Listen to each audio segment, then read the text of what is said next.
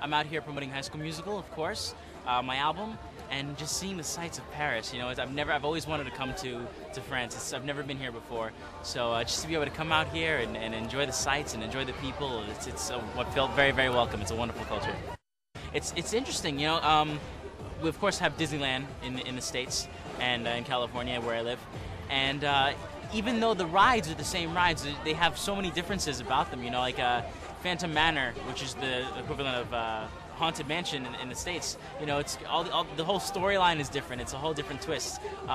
It's just really, really cool how they've truly made it Paris. You know, they made it their own. It's wonderful. I found Crush's Coaster very surprising. You know, once it unhinges, it's on its swivel. You're going backwards and forwards and all over the place. And the ride, it changes every single time you go on it, whether you ride in the front or the back and then it's turning. It's so much fun.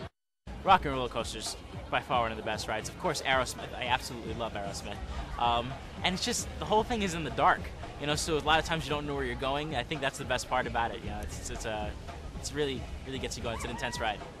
In Paris, for the first time, I have to go see the sights. I'm going to go to the Louvre, Notre Dame. I'm going to go to the Seine River. I'm going to go to the Eiffel Tower, of course. Oh my God, the Eiffel Tower. I've always wanted to go see the Eiffel Tower. This cast, I thought they were, first of all, a very, very talented group. Just to be able to go and see how High School Musical has kind of adapted into this production of a parade. I think that's so amazing. High School Musical has gone into so many different things. I got to see the ice show the other day. I mean, we're all sitting back in complete awe, and it's just the amazement of what it continues to spread out into. So being able to work with the cast here was of course a lot of fun. They made me feel very, very welcome. I enjoyed hanging out with them, and I enjoyed performing with them. High School Musical 2 was great, you know, to be able to go back.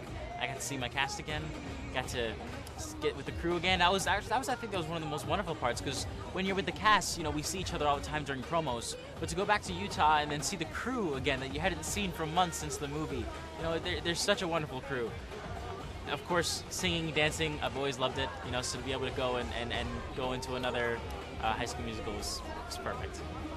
I think everybody felt a slight pressure because, you know, everybody wanted to of course do a great job, but the one thing that we pretty much put in our heads was that we didn't want to top High School Musical 1. We didn't want to try to make another High School Musical, because High School Musical, there's you know, just what it did was capturing lightning in a bottle, and it was just the magic that was captured. And to try to recreate that, it's not something you can recreate. So I think we just wanted to go in and be together again and just try to create another good movie. You know, it was just create not the same one, but just another one that was we worked hard, you know, with good dancing and good music, and we just worked hard to put together a good movie, I think. And I think at that point, that's when the magic comes in. Oh, it's been great. The 15th anniversary is you know, first of all, the castle is beautiful. Oh my gosh, the Sleeping Beauty's castle, they decorated for the 15th anniversary, and you go at night and it's just breathtaking. It's such a beautiful sight, and you know, just everything around here, you can see that everybody's is truly in a jubilation for the 15th anniversary. It's so cool because it's so brand new, you know, compared to the one in the States. We just celebrated our 50th anniversary, so it's so wonderful to see the 15th and hopefully, you know, be able to continue to watch it over the years as it gains its 20th, its 25th, and hopefully down the line on its 50th.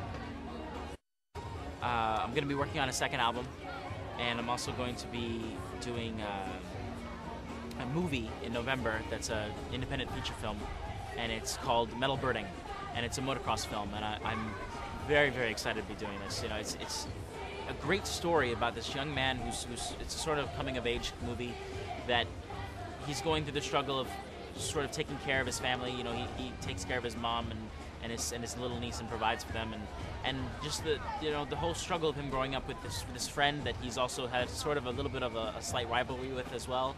There's of course a beautiful love story behind it as well, and just his whole growing up with motocross and trying to find himself. And it's a really great script too. It's not typical, which is what I remember. When I read it, it was, you know, it's not predictable. There's certain things that you sit there and you're like, all right, I know what's going to happen, and then it turns around and something completely different, and you know, I think it takes you by surprise, and I think that's what makes a good script. You know, it's not something that you're sitting there and you can predict the ending. I think it's, you know, something that's very unique.